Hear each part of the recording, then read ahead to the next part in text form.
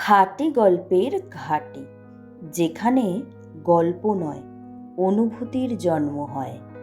এখন আপনারা শুনতে পাবেন বাবা মেয়ের একটি মিষ্টি সম্পর্কের গল্প। তুই খেয়ে নে শিগগিরই, আমি অফিসে বের হব, সেই পথেই তোকে কলেজে ছেড়ে দেব, রঞ্জনবাবু বললেন। মেয়ে ঐশী একটু বিরক্ত হয়ে বলল, বাবা আমি আর ছোট নই, নিজেই যেতে পারি, তোমার সময় নষ্ট করার দরকার নেই, আমি বন্ধুদের সঙ্গে বাসে করেই চলে যাব। রঞ্জনবাবুর উত্তর কঠোর, না, তুমি আমার মেয়ে, তোমাকে আমি একা বাসে যেতে দিচ্ছি না, তোমাকে যেতে হলে আমার সাথেই যেতে হবে।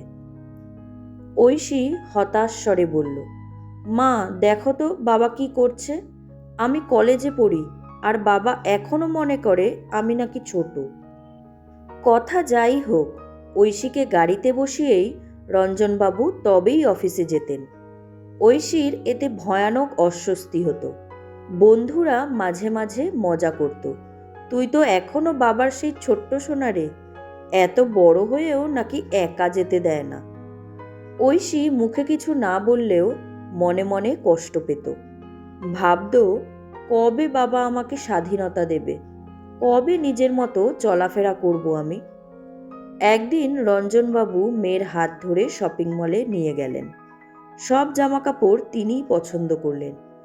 ঐশীর নিজের পছন্দের কখনো কোনো দিন দামই দিতেন না। ঐশীর মনে মনে বিরক্তি, আমি তো এখন একাও শপিং করতে পারি, কিন্তু বাবা আমাকে সব সময় ছোট বাচ্চার মতোই দেখে।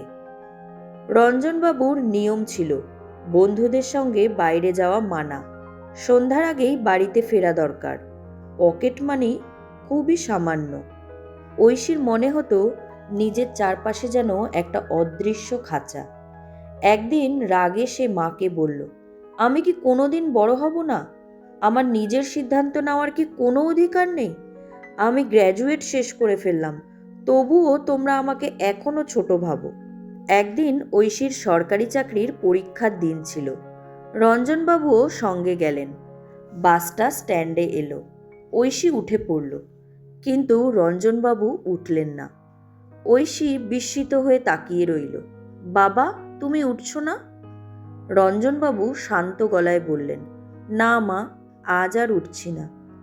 আজ তুই একাই যাবি, তুই এখন বড় হয়ে গেছিস, তোর নিজের পথে হাঁটতে শেখা দরকার।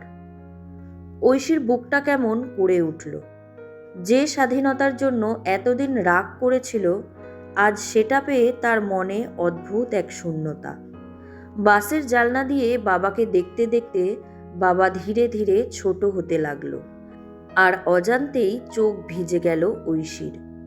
সেদিন রঞ্জনবাবু ঐশীকে 5,000 টাকা দিয়ে বলেছিলেন, যা বন্ধুদের সাথে ঘুরে আয়, নিজের পছন্দের কিছু কিনে নিস। ঐশী শপিং মলে গেল ঠিকই, কিন্তু কোনো জামাই হাতে দিতে পারল না। প্রতিটা আইটেম দেখলেই মনে হচ্ছিল যদি বাবা থাকতো তাহলে ঠিক কোনটা নেব বলে দিত। একা একা ঘুরে বেড়াতে বেড়াতে হঠাৎ কান্নায় বুক ভিজে গেল তার। গতকাল পর্যন্ত যে স্বাধীনতা চাইছিল, আজ সেটাই যেন বোঝা মনে হচ্ছে। রাতে দেরি করে বাড়ি ফিরল ঐশী। ভাবছিল বাবা হয়তো রাগ করবেন, কিন্তু রঞ্জনবাবু হেসে বললেন, তাড়াতাড়ি চলে এসো, হাত মুখ ধুয়ে নাও, একসাথে খাবো। কোনো প্রশ্ন নেই, কোনো বকুনিও নেই, শুধুই হাসি মুখ। ঐশী নিজের রুমে গিয়ে দরজা বন্ধ করে দিল। বালিশে মুখ গুজে কাঁদতে লাগলো। মনে মনে বলল, বাবার বকুনি, বাবার শাসন সব কত ভালো ছিল, তাই না? আজ যেন বুঝতে পারছি বাবার কাছ থেকে দূরে যাওয়াটা ঠিক স্বাধীনতা নয়, বরং একটা গভীর একাকিত্ব।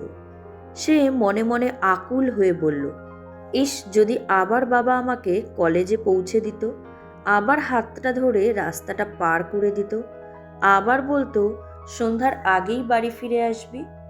কিন্তু আর হবে না, কারণ শুধু একটাই, সে বড় হয়ে গেছে। বাবা নামের মানুষটা ঠিক একটা বিশাল বটগাছের মতো, যতদিন তার ছায়ায় থাকি ততদিন রোদটা টের পাই না, আর যেদিন একটু দূরে দাঁড়াতে শেখায় সেদিনই বুঝতে পারি রোদ কতটা তীব্র, তার ছায়া কতটা প্রয়োজন ছিল।